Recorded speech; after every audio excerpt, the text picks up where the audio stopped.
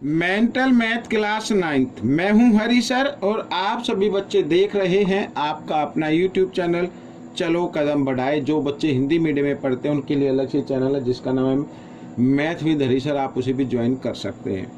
तो बच्चों, mental math के आज की सीरीज में हम करने वाले एक new chapter number 6 line and angles. जी हाँ, लाइन एंड एंगल्स हम करने वाले हैं और बहुत ही इंटरेस्टिंग है। आप इसे देखिए पूरा और फिर प्रैक्टिस शुरू कीजिए। आइए करना शुरू करते हैं। बहुत ही इजी क्वेश्चन है बच्चों, ज़्यादा मुश्किल नहीं है। देखो क्या कहता है। फर्स्ट क्वेश्चन क्या कहता है, how many points are common in two parallel line. अब टू पैरेलल लाइन है बच्चों, ये टू पैरेलल लाइन है, ठीक है। इसके पॉइंट अलग होंगे, इस लाइन के पॉइंट अलग होंगे। तो कॉमन क्या है, जो दोनों में एक ही पॉइंट बने वही तो कॉमन होता। पॉइंट तो तब होगा जब ये दोनों आपस में इंटरसेक्ट करे। इंटरसेक्ट करेगी तो पैरेलल नहीं होगी। अगर पैरेलल है तो कॉमन पॉइंट कोई नहीं होगा। तो इसका मतलब इसमें जीरो होगा बच्चों, बस जीरो लिख देना। जीरो कॉमन पॉइंट यानी है ही नहीं, ठीक है। आइए करना शुरू करते हैं question number second. Question number second क्या कहता है, देखो, find the measurement of an angle which equal 1/5 of its supplement. जो उसके सप्लीमेंट के 1/5 के इक्वल है, ठीक है। तो नहीं मालूम तो लेट कर लेते हैं, लेट द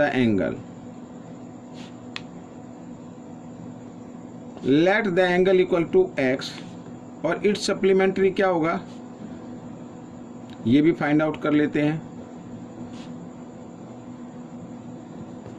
इट्स सप्लीमेंट क्या होगा, 180 में से इस एंगल को माइनस कर दे तो सप्लीमेंट्री आ जाएगा।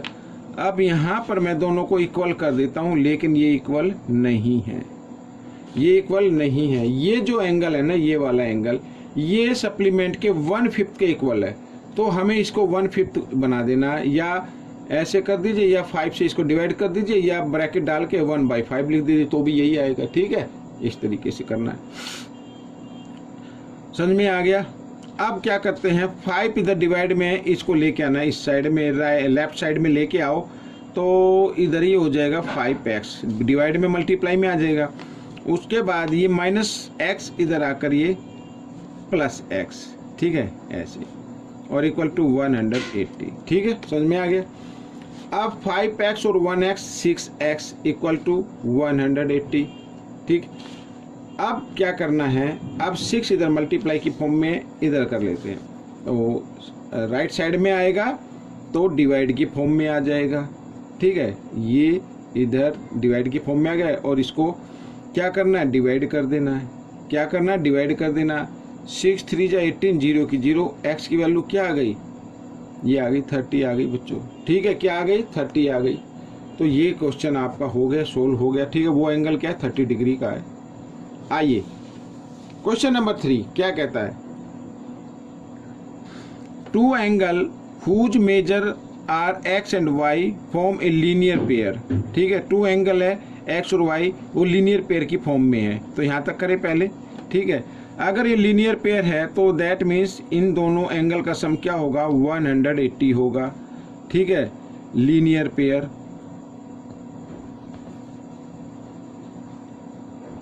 इक्वेशन 1। आगे कहता है, if 3x - 4y = 50 find the value of 3x। 3x की वैल्यू फाइंड आउट करनी है। पहले आपको x की वैल्यू फाइंड आउट करनी है, उसके बाद 3x की वैल्यू फाइंड आउट करनी है। अब इक्वेशन गिवन है आपने 3x - 4y = 50, ठीक है। ये सेकंड इक्वेशन हो गई। अब आपको क्या करना है, आपको एलिमिनेशन मेथड का यूज करना है, ठीक है। y वाले टर्म को इक्वल बनाना है। अब कैसे बनाएंगे, अब x + y = 180 है। अब आप देखो इधर, यहाँ पर y जो है वो है 4 और इसमें क्या है 1 है। अगर हम इसको 4 से क्या कर दे, मल्टीप्लाई कर दे, 4 से क्या कर दे, 1 मल्टीप्लाई कर दे, और 3x - 4y = 50 है, इसको 1 से मल्टीप्लाई कर दे, इसको किससे कर दे, 1 से कर दे, इसको 4 से कर दे, तो इक्वल हो जाएगा। आइए 4 को x से मल्टीप्लाई किया, इधर लिख देते 4x + 4y, और 18 4 जा 72 यानी 720 आ जाएगा। और यहाँ पर 3x - 4y और इक्वल 50 आ गया। ये 1 से तो मल्टीप्लाई करेंगे सेम आएगा।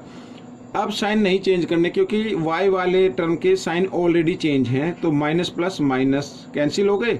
4x और 3x ऐड कर लीजिए 7x इक्वल, और इधर दोनों को ऐड किया 770 आ गया। ठीक है, x की वैल्यू फाइंड आउट करो, तो 770, 7 इधर मल्टीप्लाई में, इधर आकर ये डिवाइड में आ जाएगा, ये आ गया 7 1 7, 7 1 7 0। तो जब 770 को 7 से डिवाइड करेंगे तो 110 आ जाएगा बच्चों। ठीक है, हम ये x की वैल्यू आ गई, हमें वैल्यू फाइंड आउट करनी है 3x की, मीन्स 3 इंटू 110, तो 11 3 जा 33 और 10 तो 10। ये आपका आंसर बन गया, हो गया क्वेश्चन। आइए करते हैं क्वेश्चन नंबर 4। ये रहा आपके सामने, ये रहा, क्या कहता है क्वेश्चन नंबर 4, देखो। If two parallel line are intersected by a transversal. ठीक है, 2 पैरेलल लाइन है, जैसे ये यहाँ पर मैं बना दूं, ये 2 पैरेलल लाइन है और ये ट्रांसवर्सल लाइन द्वारा इंटरसेक्ट हो रही हैं। ये पहली लाइन का नाम है ए बी, सेकेंड लाइन का नाम है सी डी, और जो ट्रांसवर्सल लाइन है उसका नाम है पी क्यू रख लेते हैं। ठीक है, then name the shape formed by the bisector of its interior angle. अब इसके जो इंटीरियर एंगल है, ये वाला एंगल, ये इनके बाइसेक्टर गिवन है, इधर ये बाइसेक्टर गिवन है इस तरीके से, ये गिवन है ऐसे। तो इस शेप का नाम बताना है कि ये शेप क्या है। ठीक है, तो हम इसका नाम दे देते हैं, पी के तो दिया हुआ है, ए बी सी डी भी आया हुआ है, तो डी ई एफ जी ये नाम दे देते हैं। ठीक है ना,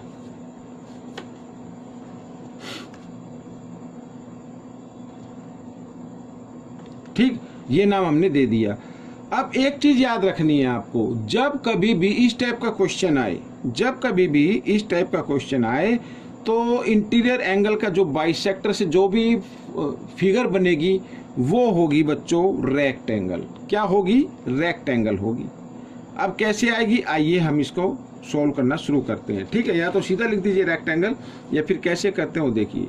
अब बच्चों लेट कर लेते हैं, let A B parallel C D and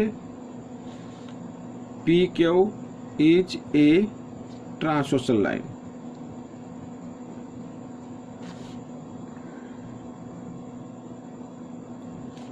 ठीक है, ट्रांसवर्सल लाइन हो गई। अब ट्रांसवर्सल लाइन हो गई तो आपको क्या करना है, देखो बच्चों एक बार में इधर इस तरीके से। ठीक है, तो ये एंगल और ये एंगल ये हमेशा क्या होते हैं, इक्वल होते हैं, इन्हें बोलते हैं अल्टरनेट एंगल। तो अल्टरनेट एंगल से लेके चलेंगे, यानी angle A D F equal होगा डी, अरे डी तो इधर भी है, इसका नाम दे देते हैं एक्स वाई नाम दे देते बच्चों। ठीक है, एक्स वाई, क्या नाम दे देते हैं, एक्स वाई नाम दे देते हैं। ठीक है, थोड़े कन्फ्यूजन ना रहे डी में। तो इक्वल होगा angle D F Y, alternate angle.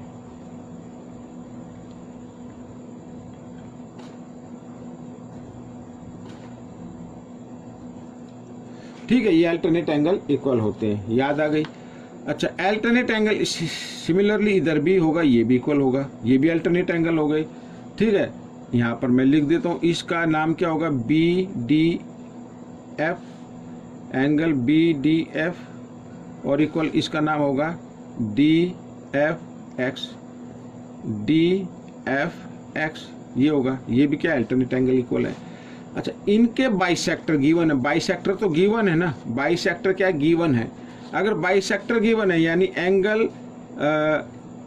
A D F का हाफ इक्वल होगा डी ई जो लिखा एंगल डी एफ वाई का भी हाफ, और इसी प्रकार ये हम सिमिलरली एंगल जो बी डी एफ है, बी डी एफ इसका भी हाफ इक्वल होगा एंगल डी एफ एक्स। ठीक है, इनके हाफ के इक्वल होगा, ये मालूम हो गया। अब ये जब हाफ के इक्वल है तो उसका मतलब क्या होगा, देखो ये हाफ के इक्वल आ गया, तो इस ए डी ई का हाफ क्या होता है, हम इसका नाम देंगे डी जी, ये एंगल का हाफ क्या हो गया, ये होगा डी जी, इसका नाम क्या होगा, जी, इसको बीच में रखना, जी डी एफ, तो यानी angle G D F equal, ठीक है, और क्या डी एफ वाई, इसका हाफ, इसका नाम क्या होगा, इसको बीच में रखना है D F E, angle D F E, ठीक है। एंड इसी पर बी डी एफ, इसका हाफ ये हो गया, इसका नाम क्या होगा, इसका नाम देना है F D E, angle F D E equal होगा, और इस प्रकार ये वाला जो नाम है इसका डी एफ एक्स, इसका हाफ हो जाएगा, इसको बीच में रखना है जी एफ डी या डी एफ जी, ये भी क्या है, अल्टरनेट एंगल है।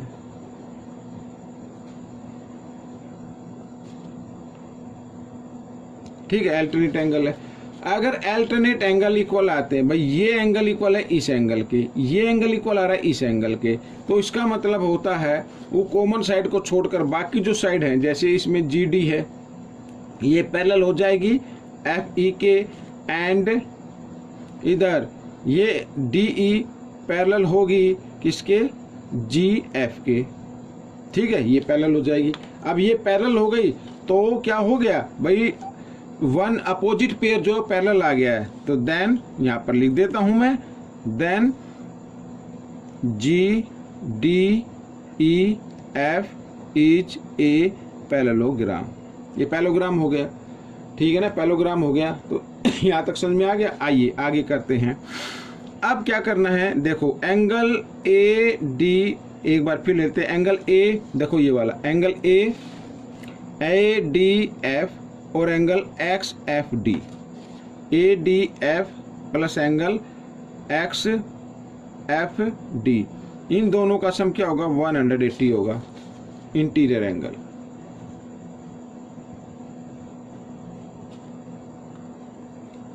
इंटीरियर एंगल, ठीक है, इनका सम क्या होगा, 180 होगा। अच्छा, एंगल ए डी एफ का हाफ, ये तो हम निकाल चुके हैं ना, एंगल ए डी एफ, इसका ए डी एफ का हाफ प्लस ब्रैकेट में रख लेते हैं एक्स एफ डी का हाफ इक्वल होगा 180 का भी हाफ, और इनको माइनस कर दे, सॉरी डिवाइड कर दें 180 को 2 से, तो 90 आ जाएगा। तो इसका मतलब जो ए डी एफ है, ए डी एफ का हाफ क्या बनता है, ये एंगल 1 दे देते हैं, इसका नाम 2 दे देते हैं, यानी angle 1 plus angle 2 equal to 90 degree, ठीक है, ये 1 और ये 2, अब ये निकालना है भाई, ठीक है। अब इन ट्रायंगल देखो, इन ट्रायंगल, ये ट्रायंगल ले लेनी है डी जी एफ में angle 1 plus angle 2 plus angle जी, तीनों का सम 180, ठीक है। तो मैं इस पेज पर बता देता हूं, 180 आ गया। अब 1 और 2 की माप कितनी है, 90 डिग्री है, ये रही, तो इसकी जगह 90 डिग्री लिखना है, plus angle G equal to 180, और 90 इधर प्लस है, इधर आकर ये माइनस हो जाएगा, तो 180 में से 90 माइनस कर दीजिए, तो एंगल जी की वैल्यू आ गई, कितनी आ गई, 90 डिग्री आ गई, ठीक है। तो अब हम लिख सकते हैं कि क्या लिख सकते हैं, जो हमने अभी लिखा था कि जी D E F is A such of parallelogram whose one angle is 90 degree, so it is a rectangle, ठीक है। पैरेललोग्राम का कोई भी वन एंगल अगर 90 डिग्री का आता है तो उसके सभी एंगल क्या होंगे, वो 90 डिग्री के आएंगे। भाई opposite angle of parallelogram equal होता है, ये तो आपको मालूम ही है ना, तो सभी 90 डिग्री के बन जाएंगे। ये था बच्चों एक बिल्कुल एक्सप्लेन करके जो मैंने बताया, जो आपके मैथ में है इस तरीके से। अगर आपको ऑप्शन फाइंड आउट करने, तो सीधी सी बात है कि अगर इस टाइप का कोई क्वेश्चन आता है कि इंटीरियर एंगल के बाइसेक्टर गिवन है, तो सीधी सी बात है कि उनकी से जो भी आकृति, जो भी उसमें फिगर बनेगी, जो भी फिगर होगी उसका नाम रेक्टेंगल ही होगा, ठीक है ना। तो ये क्वेश्चन आपको इस तरीके से करना था। अब क्वेश्चन नंबर 5, ये क्वेश्चन इंटरेस्टिंग है, ठीक है। क्या कहता है, name the type of triangle, एक ट्रायंगल ले लेते हैं बच्चों, ABC आगे, ठीक है। If it one angle is equal to the sum of other two angle, ठीक है, यानी इसका वन एंगल बाकी जो टू एंगल है उनके सम के इक्वल है, ठीक है। आइए करना शुरू करते हैं, और सभी को मालूम है, ठीक है। Triangle angle A plus angle B plus angle C is equal to 180। Sum of 3 angles of triangle is equal to 180, ये तो सभी को मालूम है। अब इसमें जो कहता है, इसमें कहता है कि एंगल जो ए है ना, वो एंगल जो ए है वो इक्वल है किसके, बाकी जो 2 एंगल है, angle B plus angle C, इन दोनों के सम के इक्वल है। अब क्या करना है आपको, अब क्या करना है, अब आपको एक काम करना है, ये जो इक्वेशन ये 1 है और ये हो गई सेकंड, ठीक है। अब इस सेकंड इक्वेशन पे जो एंगल बी प्लस सी लिखा हुआ है ना, यहाँ पे एंगल ए लिखा हुआ है, तो ए की जगह ये लिख दो या बी प्लस सी की जगह ए लिख दो, एक ही बात है, ठीक है। आइए हम करते हैं, एंगल ए की जगह एंगल बी प्लस सी कर देते हैं। तो एंगल ए लिखा ना, तो ए की जगह क्या लिखना, angle B plus angle C, और फिर ये एंगल बी प्लस सी, ये तो लिखा हुआ है बी प्लस सी, ठीक है, इज इक्वल टू 180 आ गया। अब बी भी 2 टाइम्स है, सी भी 2 टाइम्स है, यहाँ पर मैं लिख देता हूँ फ्रॉम 1 and 2, फ्रॉम 1 and 2, ठीक है। ये अब बी भी 2 टाइम्स है, सी भी 2 टाइम्स है, तो आप इस तरीके से लिख सकते हैं, लिख सकते हैं ऐसे 180, ठीक है। 2 इधर मल्टीप्लाई में इधर आकर ये डिवाइड की फॉर्म में आ जाएगा, 90 डिग्री आ गया, मैंने सीधा डिवाइड कर दिया, ठीक है। 2 इधर आकर डिवाइड में होगा तो 2 से डिवाइड करें 90 आ जाएगा। तो बी और सी की वैल्यू क्या आ गई बच्चों, 90 डिग्री आ गई। तो फ्रॉम यानी फ्रॉम सेकंड, तो एंगल ए इक्वल है बी प्लस सी के, और बी प्लस सी की वैल्यू क्या है 90 डिग्री। तो एंगल ए कितने का आ गया, 90 डिग्री का आ गया। अब जिस ट्रायंगल में एक एंगल 90 डिग्री का आता है तो वो राइट एंगल ट्रायंगल होता है। So it is a right angled triangle. तो बच्चों ये वीडियो कंप्लीट हो गई है। आपको ये वीडियो कैसी लगी मुझे जरूर बताएं, इसमें से सीखकर दूसरे बच्चों को जरूर सिखाना है। मिलेंगे नेक्स्ट पार्ट में, टिल देन थैंक यू।